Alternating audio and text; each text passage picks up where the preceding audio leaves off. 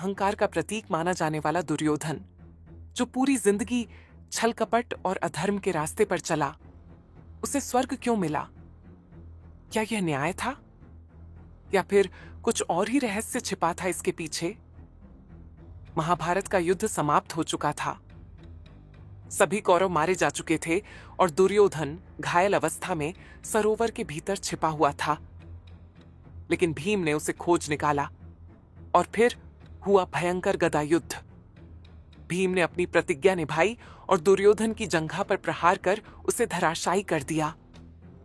घायल दुर्योधन भूमि पर पड़ा तड़प रहा था, लेकिन तब भी उसके चेहरे पर गर्व था। मैंने योद्धा की तरह युद्ध किया और वीर गति प्राप्त की। कुछ समय बाद जब युधिष्ठिर स्वर्ग पहुंचे तो वहां उन्होंने देखा दुर्योधन स्वर्णिम रथ पर बैठा स्वर्गलोक में आनंद ले रहा था। युधिष्ठिर क्रोधित हो गए।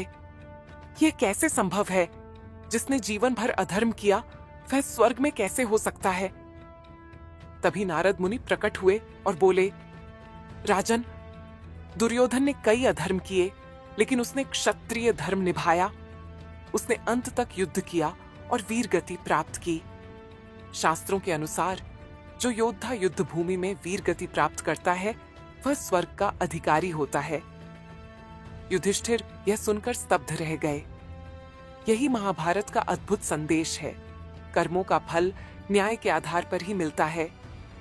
अच्छाई और बुराई की परिभाषा केवल हमारे दृष्टिकोण पर निर्भर नहीं करती। तो मित्रों, आप क्या सोचते हैं? क्या दुर्योधन को स्वर्ग मिलना सही था? अगर आपको यह कहानी पसंद आई तो लाइक करें, शेयर करें और अपने विचार हमें कमेंट में बताएं।